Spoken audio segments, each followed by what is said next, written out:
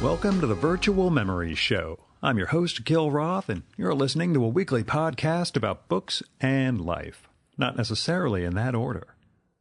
You can subscribe to the Virtual Memories Show through iTunes, or by plugging our RSS feed into your favorite podcatcher.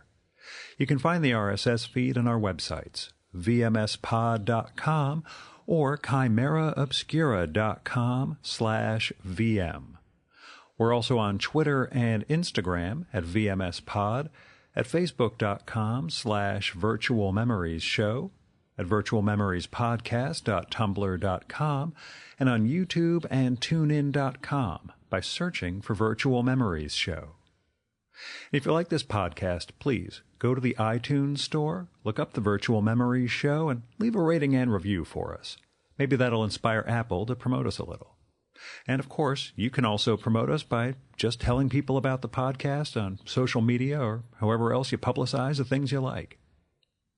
You can support the Virtual Memories Show and get access to exclusive content with a recurring monthly donation via Patreon. Just visit patreon.com/VMSpod and set up your level of support. You'll get new material from our patron-only blog, and you'll also get to listen to my quarterly bonus podcast, Fear of a Square Planet, which features extra material from our guests and is only available to supporters of the show. So visit patreon.com/VMSpod or paypal.me/VMSpod and help me continue to produce smart conversation about books, art, comics, and culture every week, the Virtual Memories Show. This episode is coming to you from a hotel room in Midtown Manhattan, so I apologize in advance for the noise. There's already some car horns out there. It's around 7:45 on a Tuesday morning. I am in the city for a business conference for my day job, and, well, time was really tight, and I didn't have the opportunity to post an episode at home over the weekend as I'd originally planned. As it turns out, this is for the best because I recorded a really timely one here in the city just yesterday, and that's what you're going to get to listen to this week. See, for the last few years, I've recorded podcasts in advance of the Festival New Literature, a 3-day event in New York that brings in writers from Austria, Germany, and Switzerland, as well as 2 U.S. authors, to spotlight German language and American fiction. Now, this year's festival, which we'll call FNL for short, is going to run March 23rd to 25th. That's 2018 for you time travelers, which means it is this coming weekend. It's going to be in Manhattan and Brooklyn, and it's put together by the Goethe Institute New York, Deutsches Haus at NYU, and the Austrian Cultural Forum. In past years, I've recorded with some of the organizers, the authors, and the winners of the annual Friedrich Olfers Prize, and that's where we got episodes with Barbara Epler, Garth Greenwell, Ross Benjamin, Christopher Klobel, and Burton Pike. And I'm probably missing 1 or 2, but that's a pretty good representation of them. The thing is, I've been so busy these last couple of months, I really didn't have time to set up a podcast with any of the authors or the curators for this year's event. But at the last minute, the organizers were able to connect me with one of the participants, Robert Weil. And Robert's going to be presenting the annual Friedrich Olfers Prize at the kickoff reception this Thursday, the 22nd. Now, Robert won the award, the prize, in 2015, and he's going to be presenting it to Barbara Perlmutter, this, German literary agent whose bio sounds absolutely amazing, which makes me think she's going to be a future podcast sometime herself. You can find more info about the festival and Barbara's bio at festivalnewliterature.org, which is, well, I'll spell it out at the end of the episode, but new is N-E-U-E, and literature doesn't have an E on the end. Don't worry, I'll give you the whole shebang. Now, Robert, or Bob, as we'll call him, is the editor-in-chief and the publishing director at Liveright Publishing.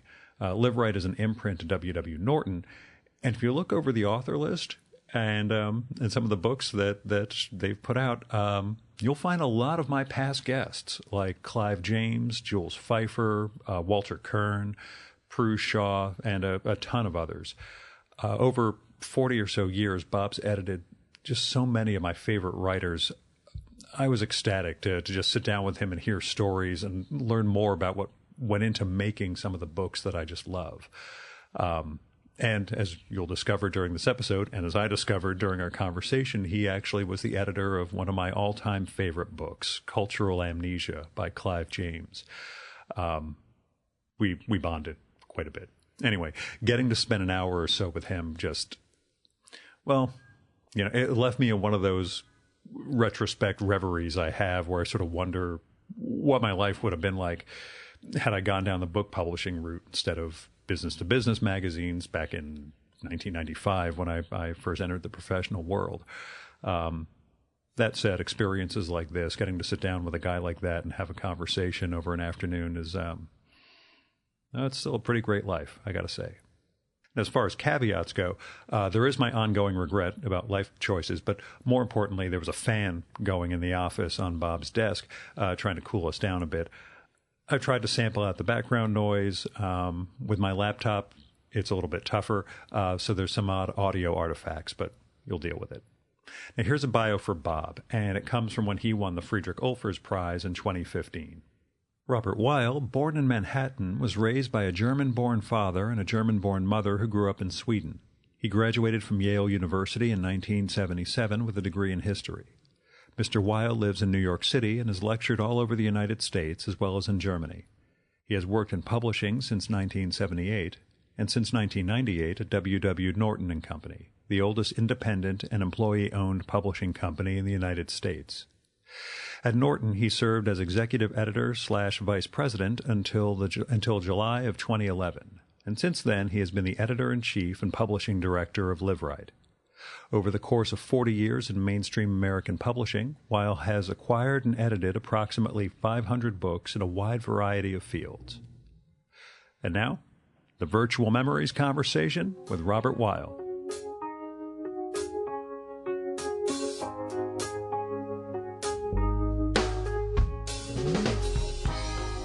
What I would start by asking is, Michael Hoffman and Richard Pevere both turned me down for doing this. And they were both translators who were afraid of misspeaking and saying the wrong thing over the course of an audio conversation. Is that an issue with translators in general? Fear of the wrong word? I can't say I know the idiosyncrasies of translators that well, and I think they're as variegated as writers. I think, probably the two you approach for different reasons. I mean, I've only worked with Michael Hoffman, who is a raving genius. Yeah, his email was wonderful, but his syntax, his style, his ability to render the most difficult German and English in literatures, I think, unrivaled. Mm-hmm. His Rilke is the one that I Michael is amazing. Michael can be, he can be very gregarious and friendly, but he also can be retiring. Yeah. I find him a very generous person. Mm-hmm. How did you get started in translation? It's funny that I'm giving this introduction to Barbara Perlmutter on Thursday, and it is my belief that the first book I ever did or acquired in 1978 was a book I bought from Barbara Perlmutter, then representing Fisher Verlag, which was a Holocaust memoir being sold by Fisher. And that was probably the very first book I did, and it just was, having known German, it seemed natural, and I've been involved in translation, not mainly, but it's always interested me. It's a different kind of editing than regular editing. Yeah, actually, can you focus on that? Translation editing is all about the idiom. Mm-hmm. I can't worry how faithful it is to the original text because often I can't read that text. Mm-hmm. What I can worry about is how idiomatic it sounds and how good the translator is, and you don't want an English text where the reader has to stumble over phrases or they read like German in English. And it takes great skill to render any language in another language, and the great translator is a hero. Mm-hmm. They are unsung, they are underpaid. I cannot understand why publishers will not put them on the cover of books because their work is art. I will say the most downloaded episode of this show ever, and it might be giving you a false impression of what this is about, Anthea Bell. I've never worked with her personally, but she's a great translator. Yeah. And that warms my heart that people would listen to. It's perplexing to me, frankly. There are ones who I thought would be much more popular, and that one people just love to listen to her. I have had the privilege of working with some of the great translators in my life, be it from Polish, Portuguese, Italian, German, Spanish, French, and it's so exciting to get John Ashbery to retranslate Rimbaud's Illuminations and see it reviewed on the front page of the New York Times. The complete works of Primo Levi, where Anne Goldstein was the general editor, was also reviewed on the front page of the New York Times. And just, it's very exciting, and it's unappreciated. Foreign literature is very hard to do in America. We don't have the patrons and sponsors who could really help us. Susan Sontag is dead. Susan Sontag, you had a great writer, and she'd hold parties. She'd tell all her friends. You'd suddenly see all these reviews, and we're missing the Susan Sontags. Yeah, it's jumping ahead of my questions a bit, but how has publishing changed beyond not having as good parties as you may want to have? Well, in general, I think there's now less receptivity for translation than before. What I found extraordinary was the National Book Foundation has just announced an award for the best translator of a living writer. Mm-hmm. And the first award will be given this November. And Lisa Lucas, who heads the National Book Foundation, told me a few weeks ago that way they were doing it, and I hope it will give a huge boost and help to foreign writers and to the translators. And no shortlist yet? No, it's November, the shortlist, they just announced the judges for all the categories, but I suspect if it's like the other categories, there will be a long list announced in September and a short list in October, unless they're doing it differently. But I couldn't believe she told me that I would live to see our American National Book Foundation, care that much about translation. Who would you give a prize to? I know. I'm asking you to pick favorites. That's like saying who your favorite kid. There are great translators, from every language, and I have the great fortune of working with many of them. I'm right now coming out with the collected stories of Machado de Assis from the Brazilian Portuguese, where Margaret Joel Costa is teamed with Robin Patterson. I've worked with Margaret Joel Costa before from the Portuguese, who is a genius. She translated a Portuguese novelist, Antonio Lobo Antunes, who I think is Nobel level. Many would agree with me. And she can render the most challenging Joycean Portuguese in magnificent English. And she and Robin are now doing the stories of Machado de Assis. Did it surprise you when something like Bolaño's 2666 blew up the way it did? I never expected. I had great awe for Jonathan Galassi and FSG for having been able to do that with their edition, but also with Barbara Epler, who began Bolaño and introduced him to America. And a lot of the great literature and translation has all come out of New Directions and through editors associated with Barbara. Yeah, I was so happy to record with her last year around the FNL. It was great to... I just nominated her for a prize for the best publisher of fiction. I'm in awe of her. I'm sure she'd appreciate it. Now, can you tell me a little of your history with the festival, New Literature? Sure. Or did they just surprise you by saying, you win the Friedrich Ulfers Prize a few years ago? I was totally surprised. I think I won the third or the fourth. I can't remember which. It was a joyous experience. It was very humbling. One of the unsung heroes of translated literature, and specifically German literature, is Friedrich Ulfers, who's been so magnanimous and generous to create this prize. and to focus in on editors who care about bringing German literature and German culture to the English language. And that is so completely unanticipated, and it shows vision and true magnanimity on his behalf, what he's done. Mm-hmm. How do you balance, as an editor, with, well, having this Live Right press, original English versus works in translation in terms of the list that you're creating? Well, unfortunately, that's an easy question. It is very, very rare for translated literature to help your bottom line. Sure. But you're talking to a guy who's recording a podcast at 4 o'clock on a right. afternoon. So all of the distinguished publishers of the past have always, or many of them have combined more commercial works with worthy works. And I think that is the role of the publisher. If certain books have to be published, and if you have enough going on, which is successful and profitable, and you have a good backlist, and you have a sturdy publication program, you can do works which don't always sell as widely as other works. I found translation is very tough. I sometimes can make it work.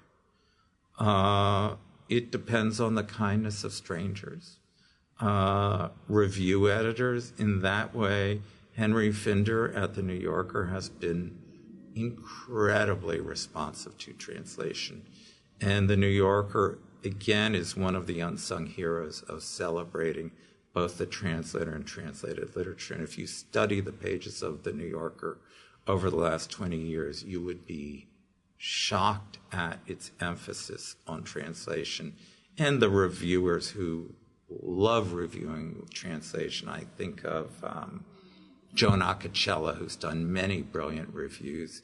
In 2001, I did the complete works of Isaac Babel, which was a huge project.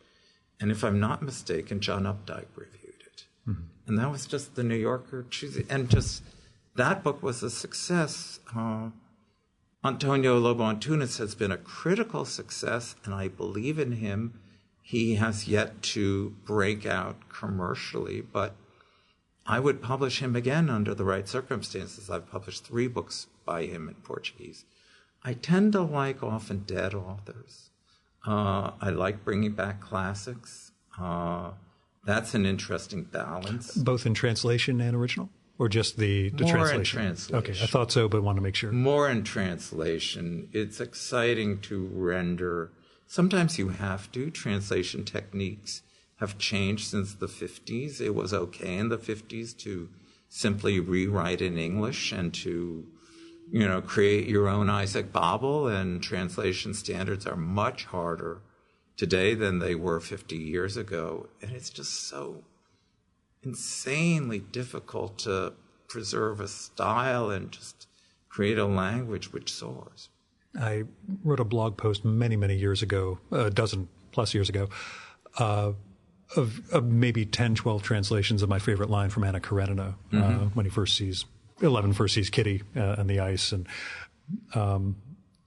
it's not Garnett. I think it's Aylmer Maude's translation that even though it's not as accurate as Pavir and other ones, nonetheless has the most poetry and the most love behind it, I felt. But I'm also some schlub from New Jersey. So stop that. Okay. No, one of my colleagues here at Norton, Pete Simon, just issued a new translation of the Odyssey by Emily Wilson. Yeah, and it's making big waves. Yeah. Oh, it's superb, and it's the first time a woman's interpreted the Odyssey, and it makes a real difference to see how. I haven't checked it yet. How is it different? I'm a Lattimore guy generally. So. Yeah, but the word choices are completely different, and I mean it's very exciting to see that. It's less male-centric, but in so many fields we're going through huge revolutions in how we perceive art, how we perceive history. Mary Beard, in a forthcoming book we're doing, And how do we look, speaks about the male dominance of how art was interpreted and what was important. And it all came from a male-centric point of view, from J.J. Winckelmann in the end of the 18th century to Kenneth Clark's Civilization series. And she's now writing something which spreads art away from Europe and also to the woman's side. I'm doing Jill Lepore, the Harvard historian, her one-volume history of America for Norton in September. And she's admirably found important women to populate her text from the early 1500s on. So it can be done, and it is being done. So this is a very exciting period which doesn't capture the headlines because it's not necessarily scandal, but it's a reinterpretation and inclusion of people in history who haven't always been there. And Mary Beard is another on my list of hopeful guests someday. You could get Mary Beard. I know she was in the U.S. once for a bit, and we just didn't have a chance Mary Beard, to overlap. probably you could get her better if she were in England and had a little time. But since I've worked with Mary, Mary has become internet celebrity at least. But yeah. She's also a deeply generous person. Yeah. She loves people, and so when you get her, she can bond with anyone. She's one of the most serious, but also one of the kindest authors I work with. She loves being edited. Let me ask, what is that process like? How difficult can that process be, I suppose, or how accepting are authors? They're almost I'm not sure it's all of the accepting. spectrum. Oh, this really? is my 40th year in the business, and they get you know what you're doing by now? I normally don't. I mean, the best writers really want to be edited. I often make copious comments throughout a manuscript. I commune with the manuscript, and I always say, take what you want and jettison the rest. It always seems to work. As long as I don't feel you can ever be demanding or didactic. It's not, because then you get resentment from writers, but you should always say, this is how I see it. And I like, adding thoughts and ideas and saying, well, can you do more here? This one needs to have more people. Elevate the language here. It's sagging a little. And the good writers really, the best business of a book editor is to love to edit, because you will be rewarded constantly. Writers generally feel they don't get edited enough. And for you, is that a balancing act with the editing and then the business aspect of it's what you do? It's hopeless. Yeah. I think you have to be somewhat crazy to do what I do, because there is simply no way you can line edit in the office.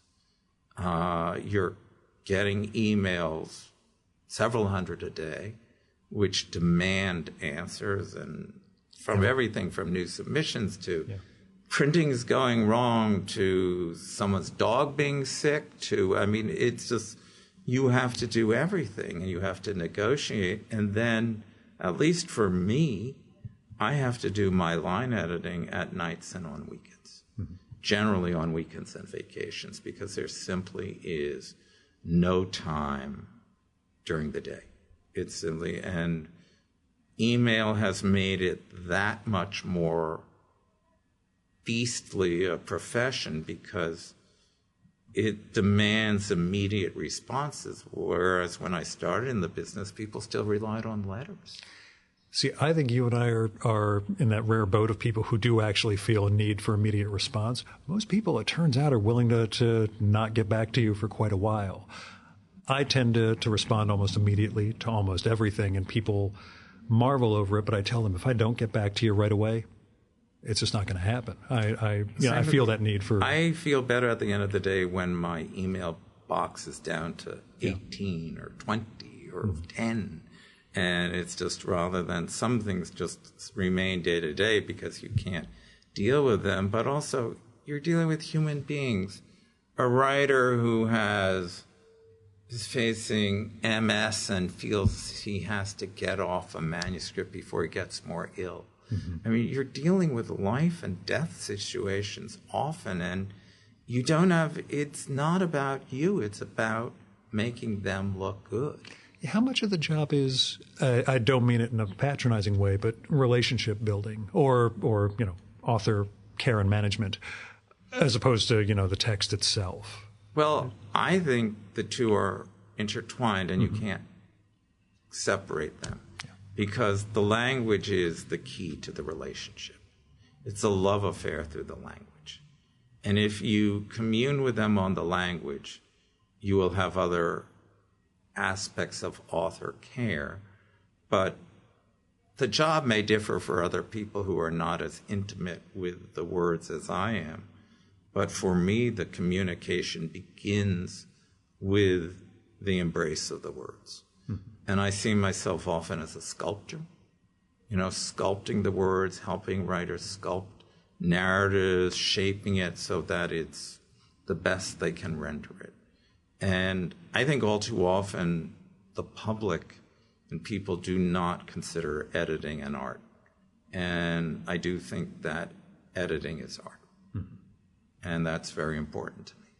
I know it's a different field completely, but Bloomberg, the columnists they have in the Bloomberg Views a few years ago started including contact info for the editors and not just the columnists a while back, with the idea that, this isn't just columnist X suddenly throwing something out there. This is a shaped thing. So they did make it a little more, there was some more recognition, I guess. Or they're trying to spread the hate. I would say often a book editor can do with a book what a movie director does with a movie. And you would see, the movie director is... The most extreme example to me is the Raymond Carver pre-post Lish, when you see the manuscripts that way. Do you feel it's something that dramatic, or simply I think find the right... It all depends on the work. Yeah. Every work is different. Every work is... There are great stylists where you don't have to touch the style, but you have to change the pacing. They can elevate the prose. Then there are some who do need line-by-line work. I still like signing up first-time authors. I happen to have a manuscript, right? I'm just kidding. Oh, great. No, I've signed up one or two in the last year. I sign up very little fiction. I do 80-90% nonfiction, and a lot of the fiction that I do is translated. So I'm not looking for first novels or second novels, as opposed to my colleague Katie Adams, also at Live Right, who is often looking for the great young voices, and she has a burning interest in finding them and publishing them. Do you still get knocked out by good prose? Oh, yes. Yeah. I was just working last night.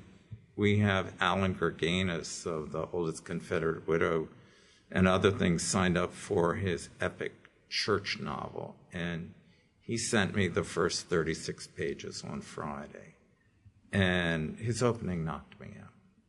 And I just called him today, and I spoke with him right before lunch, and this is his epic novel. And I said, Alan, it's extraordinary. There's a Faulknerian world you're creating, and the metaphorical significance of this TV evangelical church from the 1970s and what it represents for America reminds me in some ways in metaphorical terms of some of Dreiser's prose. And Alan and I was blown away. Yesterday we're reading it. It still happens, but Gerganis is just an amazing writer. Yeah, did you have this will sound a little weird, the first time you edited an author whose work you idolized previously? Or trepidation over, oh my God, I'm about to edit X, who I was reading when I was young. Yes, there have been them. I remember Jan Morris lives in Wales, and I grew up on Jan Morris. She is a writer whose prose, I can't her imagination and her ability to weave together words still confounds me. And I followed her avidly in my 20s and 30s, and I just bought a new diary of hers, and I'm coming out with a short book next month on Battleship Yamato, and she has this ability to create prose which leaves you just, you can't believe that Many have an imagination and a syntax. Clive James can string words together. You showed me the photograph. Clive, when he creates language, just like, a mortal can't do it. Yeah. Even in conversation, there were turns of phrase that were just so beauteous. It was wonderful. Yet, when I did Cultural Amnesia with him, which is one of my favorite books of all time. Years with him shaping it. Yeah. Oh, and he would tell you that.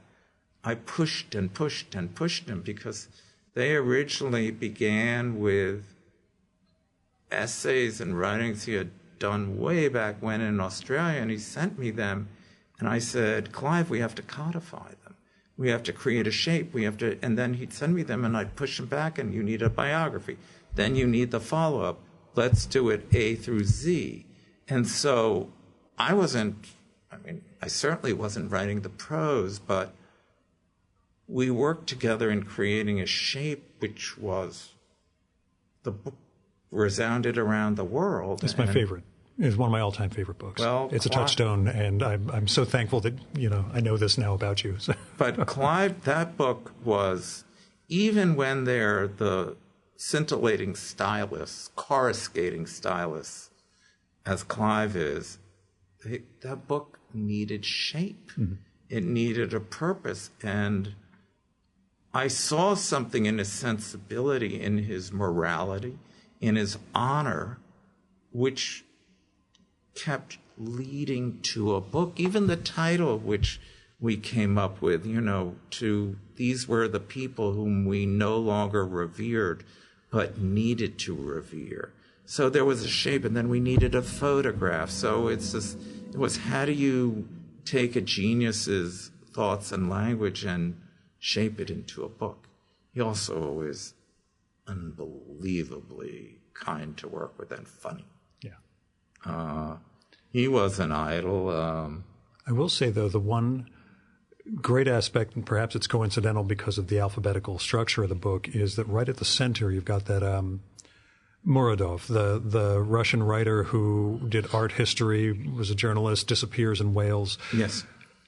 And is the epitome of the entire book. The guy who captured culture and was this amazing guy and just got swamped by history and is completely forgotten until that. And it's almost identically right in the center of... Clive has this polymath genius. I mean, he can read in 10 languages and tell you about Polish literature. And I used to visit him regularly in London. It was maybe the third book I did with him. Mm-hmm. It was not the first, but he was he was one of the world's great geniuses. Yeah. And Clive never made you feel intimidated. I mean, it was... I've never been more nervous. I said this in the intro to our episode. I've never been more nervous going into a room, and I've never been happier leaving. That I was worried somehow because of who he is. When was this? 2015. So he's already... Sick. Yeah. And that was part of it, that I thought, I've got one shot here. I have flown across the Atlantic to sit down with this guy for an hour or so. And it was glorious.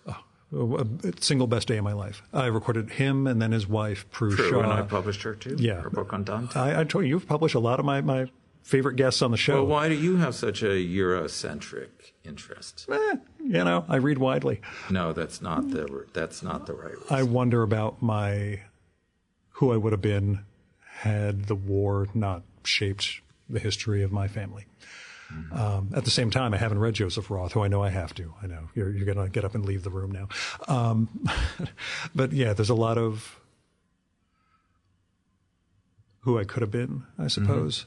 Mm-hmm. I think I always felt like an exile. Yes. I was growing up, even though I loved baseball and I followed baseball avidly and I did a lot of American things, the sensibility at home was very different. Did you feel baseball was a sort of protective coloration? No, I thought it was my way of Americanizing. Yeah, that's what I mean. Fitting in with everyone. I keep a gray on gray Toronto Blue Jays cap in my car. Mm-hmm. I'm a Yankees guy, but me too. I wrote a book on the Yankees when I was 23.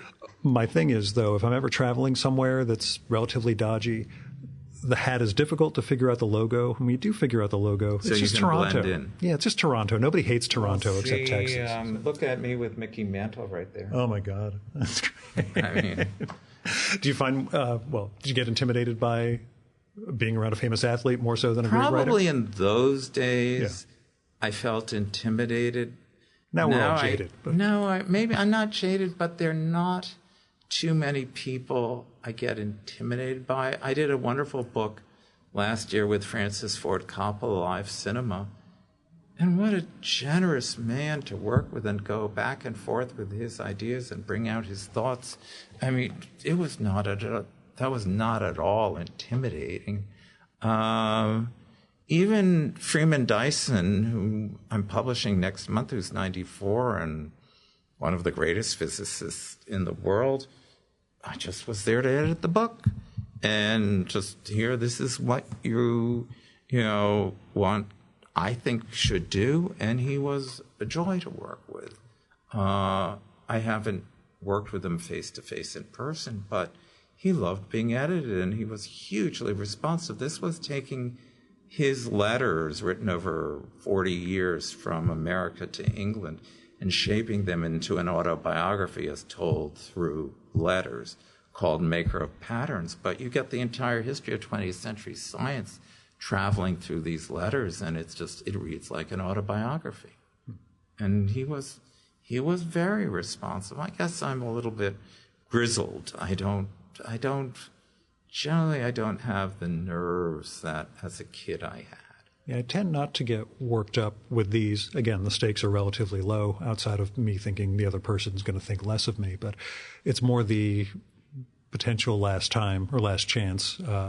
Clive James, Harold Bloom was another one that I would have been more worried had I had more than 2 hours notice to get ready for that one. Harold's not a Harold. No, but Harold is wonderfully engaged. I went to Hampshire. Harold is, and Harold would be. I mean, Harold he's someone whose work I dug so much that I was concerned. And his language and his vision, he's just so entertaining. Yeah. I mean, American literary culture would be so much more denuded without Harold Bloom. Right. All I'm saying is concerns walking into a room and setting up microphones and sitting down with him, given that he's also, much like Clive James was, withered by age and illness. That said, I opened with, what poem would you want read at your memorial service? And we were pretty much running from there. What did he say? Well, my dear, I've instructed them to have no memorial service for me. Mm-hmm. However, if they choose to, and begins Whitman, Stevens, etc., in full declaiming voice, and I thought that's what I drove up to New Haven for. I'm here to be an audience. Harold has many years ago become an icon. He somehow animates literature with a love and an erudition which is so memorable and so enthusiastic that you cannot in any way downplay his legacy. The only thing I did was downplay his legacy by, unfortunately, bringing a stack of his books to sign, including The Flight to Lucifer, the one novel that he really wishes. He was fine with having written it, he said, but he wishes he did not publish it or had not published it. I've never published Harold, but Harold is a friend. Yeah. It was another one that, again, I will never, when we talk about Mount Rushmores before we began, Clive, Harold, Jules Feiffer, another one of your authors. Oh, Jules is, yeah. Yeah, he was a joy. You know my list very well. Well, that was part of it. I was looking over my own shelves, and I see Michael Dirda, who was the first guest who wasn't like a friend of mine, and we've become pals subsequently. Michael's never intimidating. No, he is so at ease and brought me into his world. We had we've recorded 3 times. We just get along really, really well. Walter Kern, which was an interesting. Lively. Yeah, that was a hoot. Walter's a personal friend. I get along with Yeah. what I'd call bad boys. Walter's a bad boy. Yeah, and we did it around his Clark Rockefeller book. Walter is so much fun. Yeah. I'm constantly entertained and just, I'm amazed.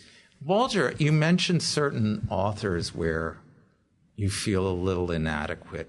Walter has an imagination with his prose, or you just read something come out and you say, shit, I could never do that. Yeah, and that's what I'm wondering. As an editor, do you experience sort of envy in those terms? I'm a good writer, but I'm not Walter Kern. Yeah, and there's this imagination at play where it's just you're dealing in the very highest, level of imaginative prose, and he can come out with things.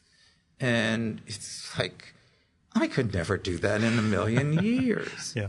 And he will constantly, delight you in that way. But many of the people you've mentioned here, I've been very lucky. I mean, that's what I wonder. I mean, you seem to, well, maybe it's just my bias in terms of who I'm citing, but there's some pretty impressive authors you've worked with over the years. I remember I started with Henry Roth in 1992. When he was making his comeback, as it were? Yes, I did his comeback with him. I did 4 modern novels called Mercy of a Rude Stream, and the language, the insights were so Empyrean, so high. And I said, I will never work with someone like that again. Those books took me 5 years. They took a huge amount of shaping because his thoughts were, as he said, aleatory. They just went from here to here without shape. But there was a shape in them. So my job was to create chapters and to, balance the voice of the narrative of the boy with the obligato of the old man, thinking, what has happened to my life? What have I done wrong? The mercy of a rude stream. And I remember there's this scene where he refuses, Ira refuses to go to his high school graduation. I think it's in book 2, Diving Rock on the Hudson. And he tells Mom, I'm going to sell soda at Yankee Stadium. That's what he does. How can you do this to your Jewish mother? I've lived all my life for you to, to see my boy graduate from high school, and the sister chimes in. How can you do this to your mother? And the mother says, I've saved money. See that, piggy bank over there? I'll give you the $3. Please, Ira, I beg of you, go to your high school. And then the old man chimes in, the grave is a barrier to all amends, all redress. And he never went to his high school graduation. Here he's writing in his 80s. This remorse, this grief that he was that cruel to his mother. The grave is a barrier to all amends, all redress. And the book is filled with that kind of insights. It's literature on just, I've made friends of really great people because they knew what I did with Henry Roth. I once ran into Fran Lebowitz at a party. Another one of my Mount Rushmores, by the way. I forgot to mention her. She's one of the most generous, funny, brilliant, compassionate people I know. And when I told her that I had done the modern Henry Roth, it was the password to becoming her friend. Mm-hmm. And I've been her friend ever since. I love her. She's just an extraordinary person. The other one who responded that immediately to me because of Henry Roth was Junot Diaz, who was in awe of the modern novels. So not too many people have read them now. They're not very widely read, but it was, maybe they'll come back. You never know what comes back. Mm-hmm. Music is the same way. Why do things come back? Bel Canto was dead. Stoner keeps showing up. Yes, I know. That I know. Keeps making these. But I mean, circuits, in music, Bel Canto, Rossini, Donizetti, Bellini. That was Verdi's generation killed bel canto. It was dead until you had the sopranos of the late 40s, Callis, Sutherland, Caballé, Beverly Sills, all suddenly brought back bel canto. So it's part of the repertoire now. Who knows what comes back? We're right now bringing back Pauli Murray, one of great civil rights figure, a woman who should be up there with the great other civil rights figures, but because she was a woman of a certain type, no one knew her, and Live Right's publishing her poetry and her memoir again. So that is the job of a publisher, to try to bring things back. But you can't always do it. Yeah. Will Henry Roth ever come back? I don't know. It's just, I don't. Yeah. I've done my job. I have down here one author you'd love to bring back into print in his or her entire. No, he's in print, but yeah. I mean. But yeah, who would you? Oh, I don't know. Yeah. It's just, I mean, there are I know. many. And you don't want to give away somebody you're actually. No, not even that. You just never know. Mm-hmm. When Patricia Highsmith died, 14 of her books were out of print. Yeah. And I went after her estate, Diogenes in Switzerland, for years. And it took several years, and I brought her first 14 books to Norton. We have them, and then the Ripleys were added, and The Price of Salt, which became the movie Carol. And here was someone I felt was sort of a Dostoevsky of her time, and she had been completely neglected. And we've done hugely well with Patricia Highsmith, but they called her a mystery gal. Imagine calling Patricia Highsmith a mystery gal. It's an insult. It was the way we defined experiences. Mm-hmm. Jill Lepore writes about Pauli Murray as, she never got credit for her work. She probably co-wrote many of Thurgood Marshall's decisions. She refused to get off a bus seat in 1940 in Virginia, was arrested 15 years before Rosa Parks, and now a college at Yale has been named after her. But let's hope we bring back that. My colleague, the president of the company, Julia Reedhead, is trying to bring her back. So you never know. Mm-hmm. Crusading is important. I don't mean that crusading in a joking way, but championing. You need the help of friends. Yeah. I mentioned Sontag, who's dead, who helped with translated literature. You have quiet heroes, The New Yorker, Henry Finder, David Remnick. You have Pamela Paul, the New York Times Book Review, which can be very responsive. But it's hard bringing back, the greats. And who knows what fashions take off. I can't predict literature. I know right now I don't recognize the country I live in. I mean, it's so divorced from what I do. I hope my world is suffused, pregnant with meaning and honor, and I just don't recognize our country. It's just the mob has taken over.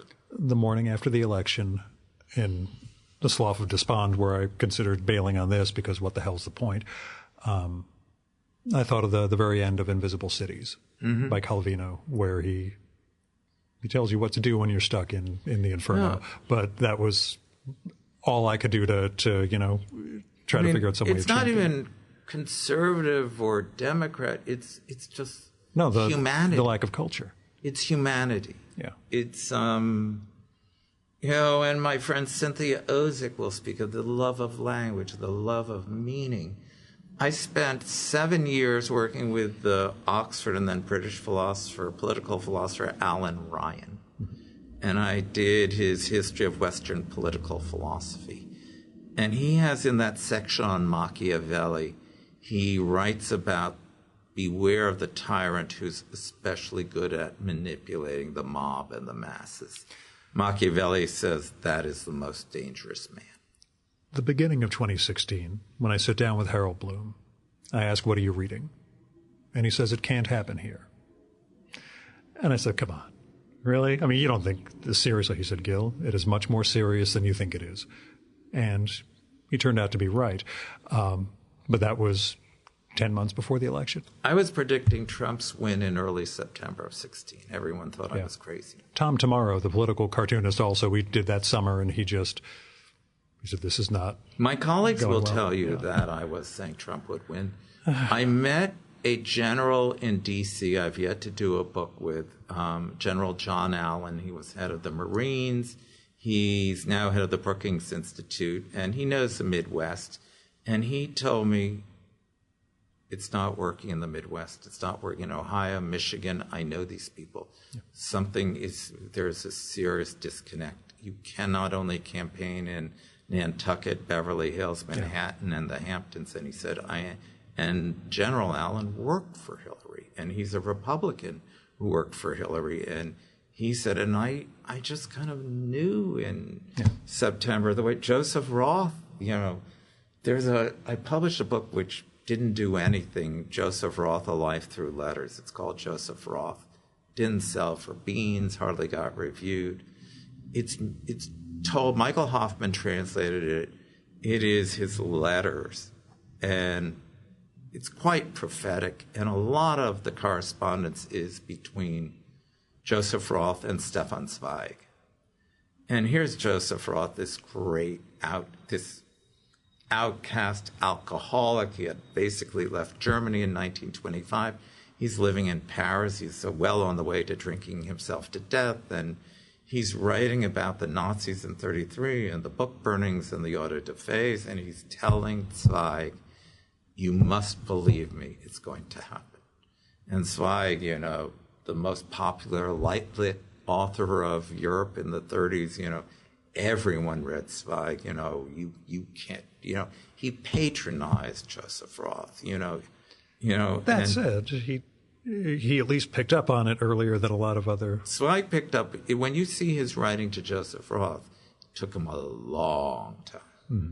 And Joseph Roth, through his exilic existence, saw things in Europe that no one saw, and his writing. And Clive James, he's writing in the late 20s and 30s about these dangers, and he's a canary in the mine. Mm-hmm. His language also is just, his insights into Berlin, and it's just Joseph. I've done mainly the essays. I've also done some of the, Peter Mayer at Overlook has heroically done most of the novels, but Joseph Roth just had more than 20/20 vision. Stefan Zweig did not. Yeah. Some people love his novels. I like his novels, but Roth really was there early. Yeah. I'm a huge chess story freak, but that's just because. No, Zweig is the royal game, but Zweig is really good. Zweig is more popular. Yeah. Yeah. He was novellas. He's quick. Always been more popular. I have my,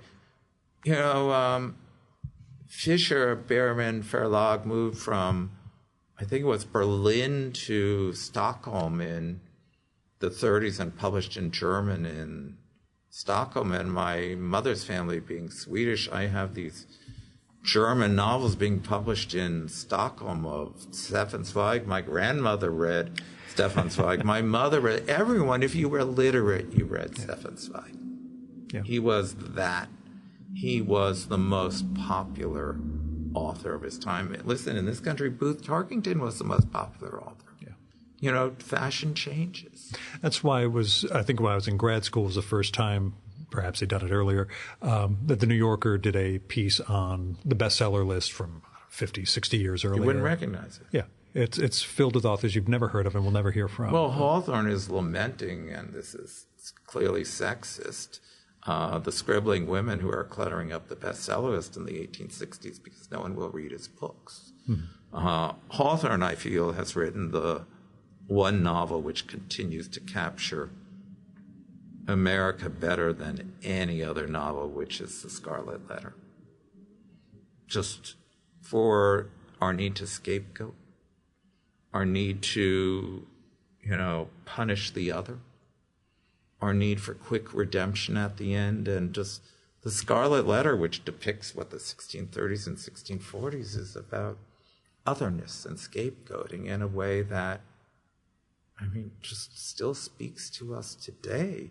How was Hawthorne? He got Melville. He knew Melville was a weird fish. They knew each other.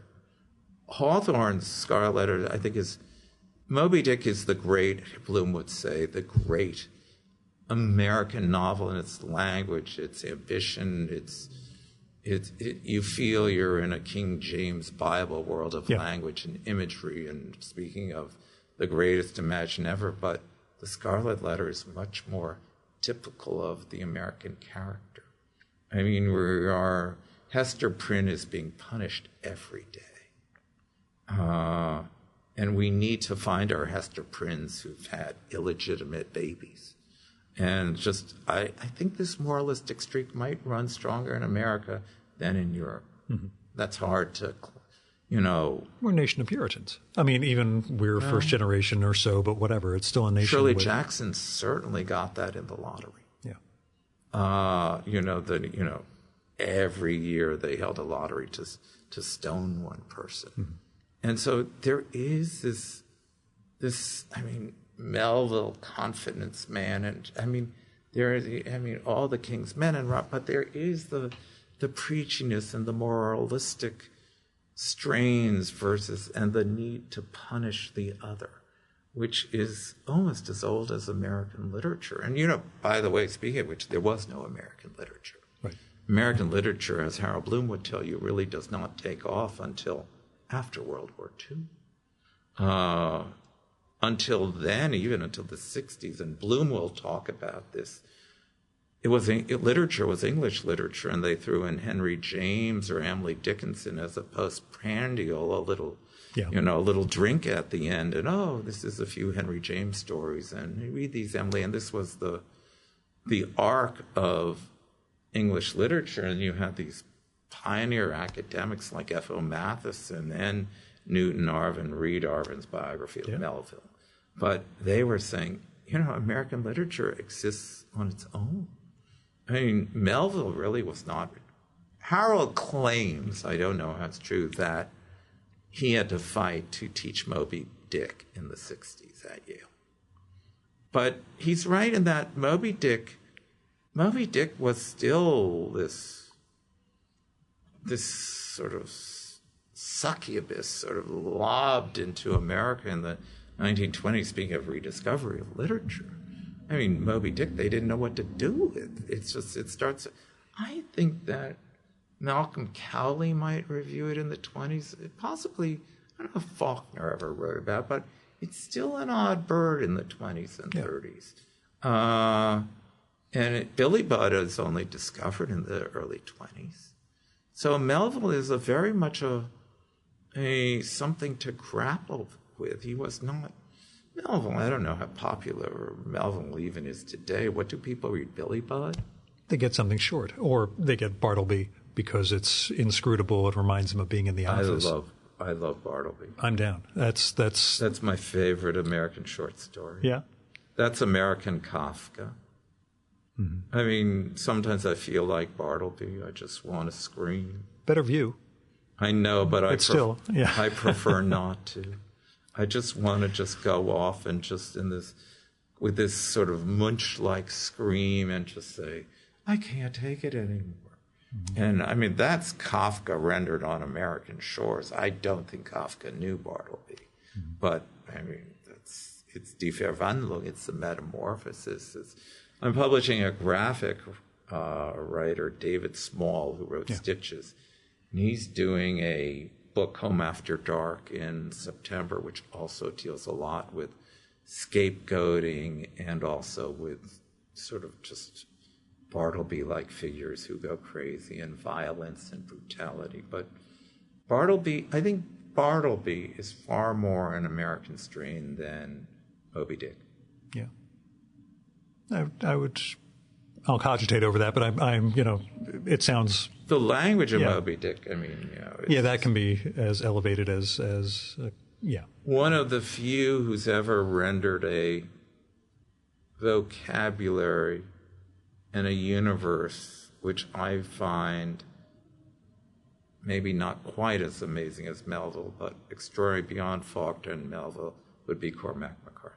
Mm-hmm. I mean, when he can create language and prose which is otherworldly, I think he's very much deserving of a Nobel. I don't know. I mean, I'm trying to think of authors of yours who are Nobelists, but again, that's chasing awards versus... I don't have anyone, Antonio Lobo Antunes would be the closest, I think, right now to Nobel level. I always thought John Ashbery had a chance. I did one work by Nadine Gordimer while she was alive. I've done Nobelists in other categories, generally not living Nobelists. Yeah. Let me ask about the comics thing. You mentioned publishing David Small, and I prefer comics over graphic novels, but that's only because I was raised on them as a little kid. So there's a picture of Robert Crumb and his third eye staring at us, and Ed Sorel, who you will also, I hope, try to connect me with because he committed and then decommitted. Graydon Carter, who I bumped into in an airport once, told me, just keep trying. Ed's amazing. He said, keep trying. I never thought the murals would be finished, but what a lovely man Ed is. Yeah. I'm not a graphic. But that's my question. Where did the comics, what is it like editing or publishing those versus everyone, prose? Because I've done maybe 4 or 5 people think that I'm a graphic editor. First of all, you apply the same concepts of storytelling and narrative to, I can't call it comics, to graphic novels, that's fine. To graphics that I would to other prose. I fell into it because I worked with Will Eisner. That'll do it. And I did his history of the protocols of the Elders of Zion called The Plot. He was a joy to work with. He was in his 80s. People had said he'd be cranky, he'd be difficult. Will Eisner was my best friend. We were so happy working together, speaking on the phone. When he went into the hospital, I spoke to him hours before his death.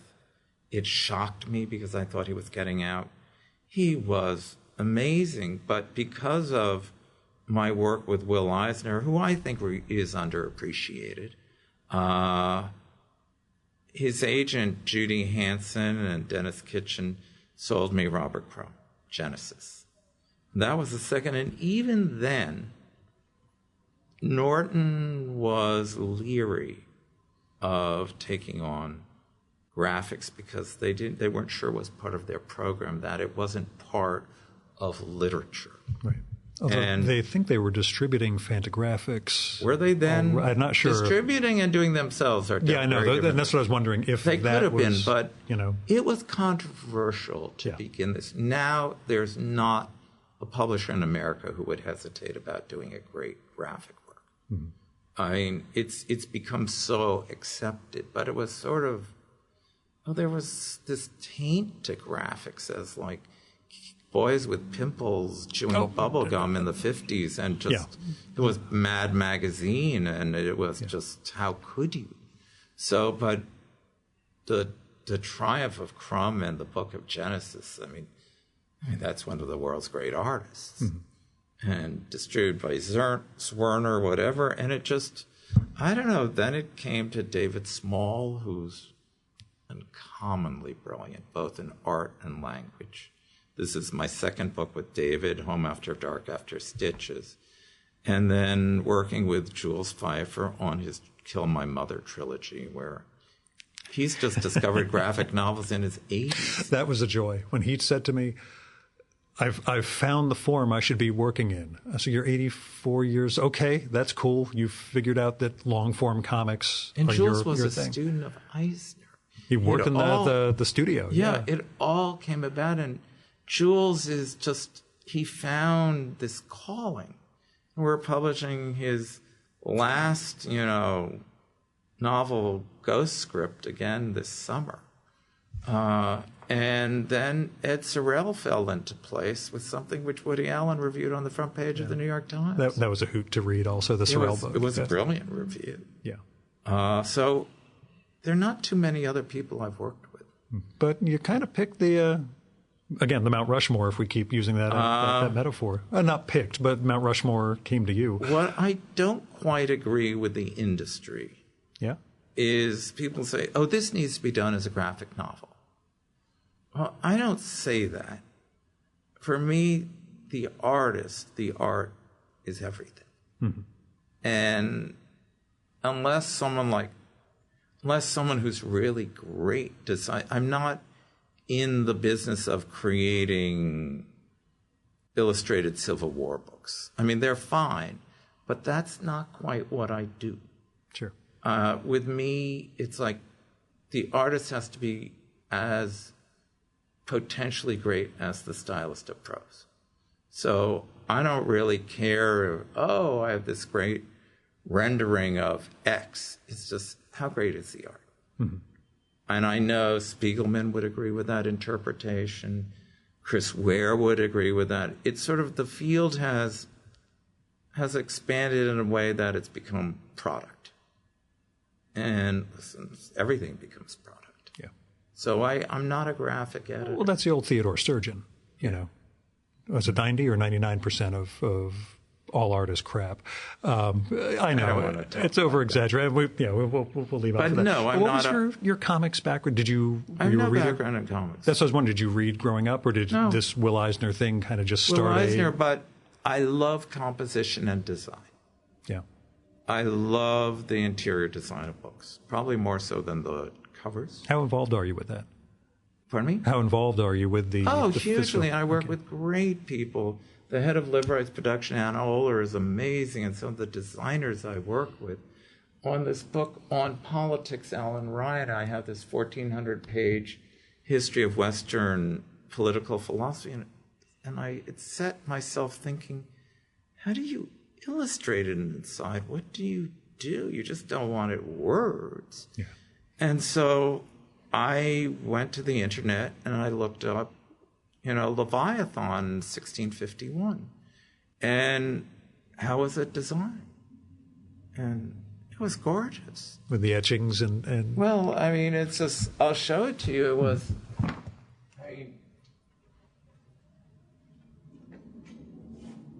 I'm showing you all my secrets, but it's just, how do you... But it's just me. No one's listening. It's okay. It's just, but what do you do to an interior of a book on political philosophy?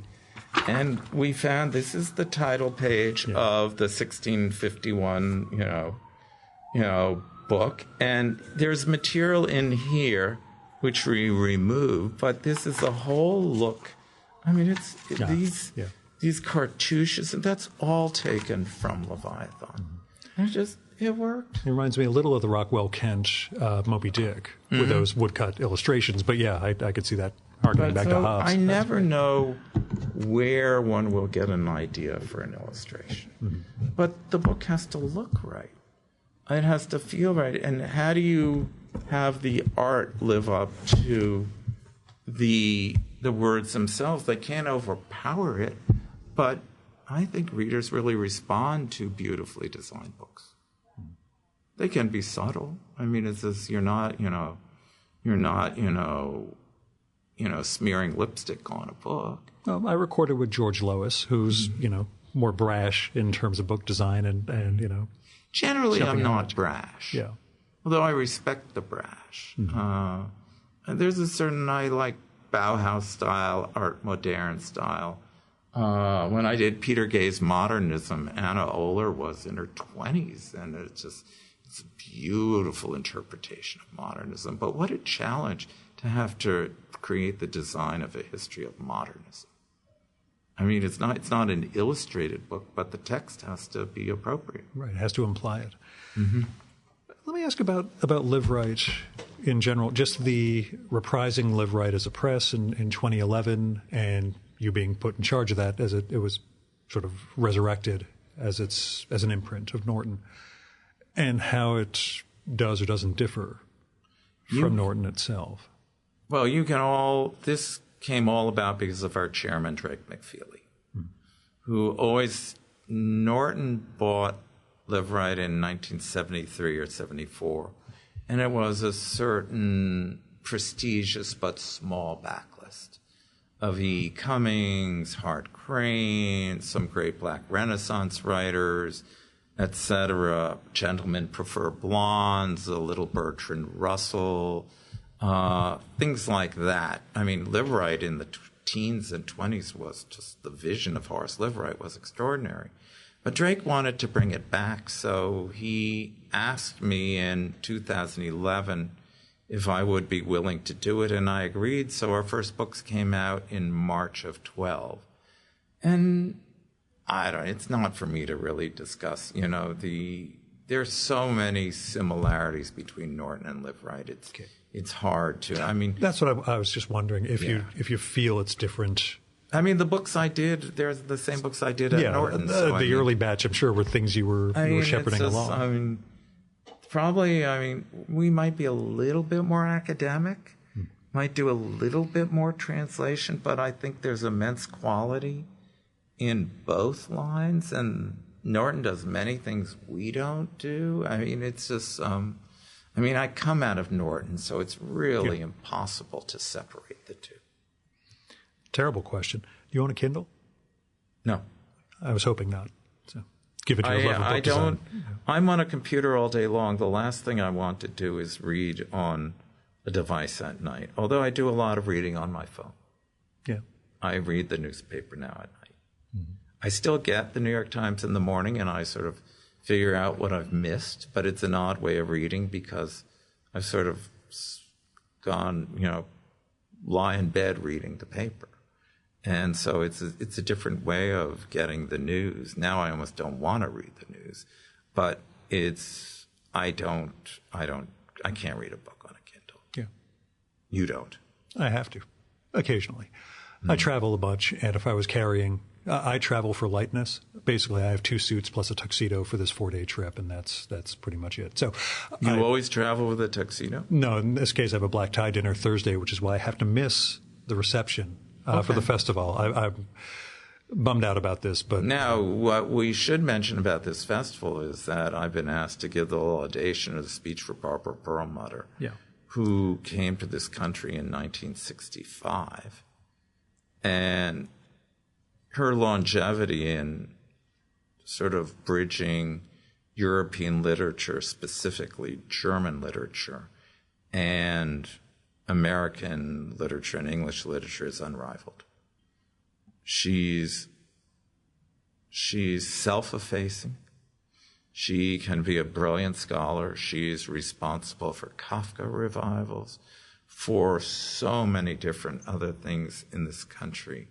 And she has been here for 55 years. And as I said, I bought my first book from her in 1978, and I've known her now 40 years. And I just think that Friedrich Ulfers and the entire committee is absolutely doing the right thing by honoring her, because she very much deserves to be honored.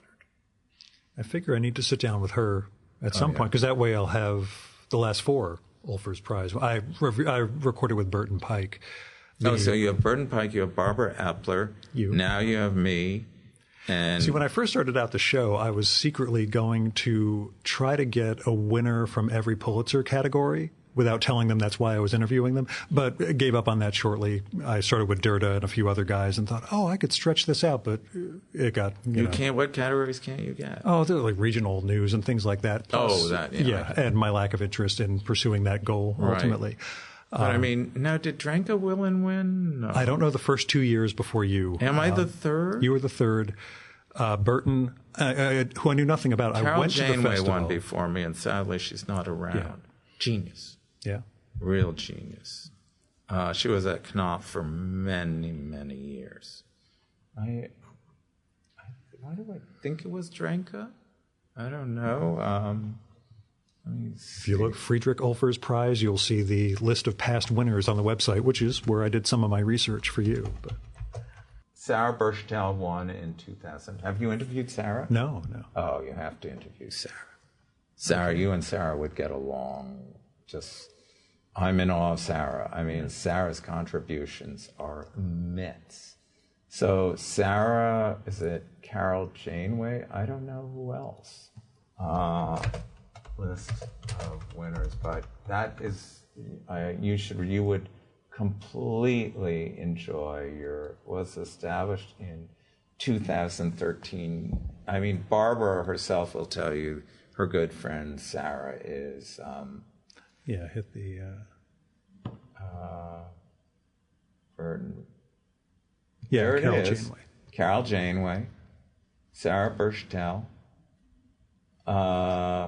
me, Burton Pike, Barbara Epler, Barbara Perlmutter. Again, weird thing for me to hang my hat on, but especially given that I don't know German. But,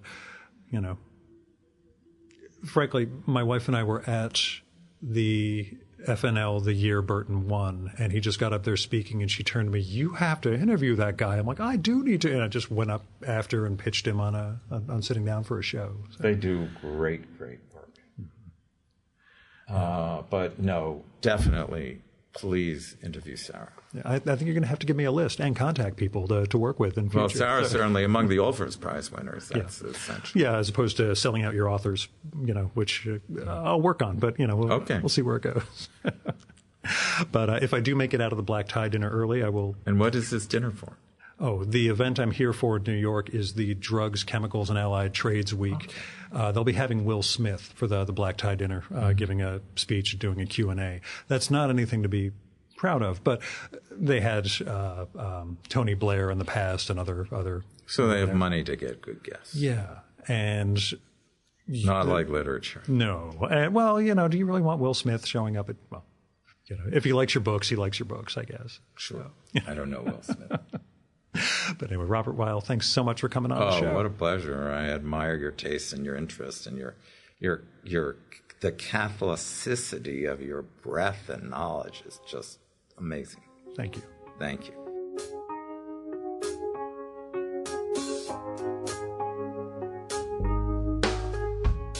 And that was Robert Weil. Near as I can tell, he's got no social media presence, which is for the best.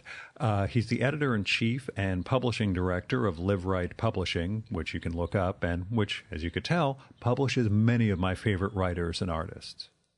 Now, if you're in New York City, you can go see Robert this Thursday at the opening reception for the Festival New Literature, where he'll be presenting Barbara Perlmutter with the Friedrich Olfers Prize. We're expecting a ton of snow here in New York on Wednesday into Thursday, so if my black tie dinner gets canceled on Thursday because of people's travel issues, then I'll definitely make my way down to the reception, all tuxed up. Now, you can learn more about the whole shebang at festivalnewliterature.org, and that's spelled FESTIVALNEUELITERATUR. So new is N-E-U-E, literature doesn't have an E on the end, .org. They'll have events running all weekend featuring authors from Germany, Austria, Switzerland, and a pair of American writers. I want to thank him again for connecting me with Bob. I felt terrible that I wasn't able to help them earlier to publicize the whole festival, but I'm glad we managed to get this conversation in. Now, once we wrapped up the main session, I asked Bob, so, who are you reading? Outside of all the reading you do for work. If you want to hear his answer to that, you'll need to become a supporter of the Virtual Memories Show so you can get access to our quarterly bonus podcast, Fear of a Square Planet. The newest episode of that one went up a little while ago, and it features new material from Shannon Wheeler, Barry Blitt, Martin Rosen, Nicholas Delbanco, Eshkol Nevo, Paul Gravett, Eddie Portnoy, Vanda Kreft, and Cullen Murphy. Gosh, and we're coming up on the end of the quarter now, so I should probably get to work getting the next episode ready. Now, you can support the Virtual Memories Show via patreon.com/VMSpod or paypal.me/VMSpod. And there are all sorts of goals and goodies in place for patrons, including that podcast, patron-only blog, handwritten show notes for every episode, my secret project, which I will get back to someday, and more. So go to patreon.com/VMSpod and support the art of fine conversation.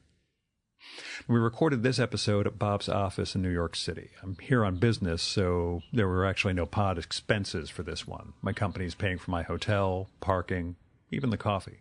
Still, if you want to help defray some of the costs of the Virtual Memories Show, like web hosting, travel, equipment, coffee, or if you just want to toss me some money because you think the show is worth it, then visit patreon.com/VMSpod or paypal.me/VMSpod and make a one-time or recurring donation.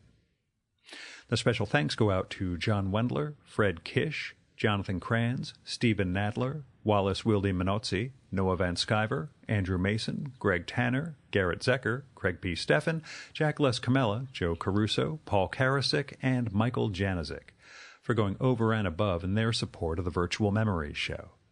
We have the full list of show supporters at chimeraobscura.com/VM. Our music for this episode is Nothing's Gonna Bring Me Down by David Bayerwald, used with permission from the artist. And that's it for this week's Virtual Memories Show. Thanks so much for listening. Next week's guest is painter and cartoonist and paintoonist Jerry Moriarty in what is the longest single episode ever recorded.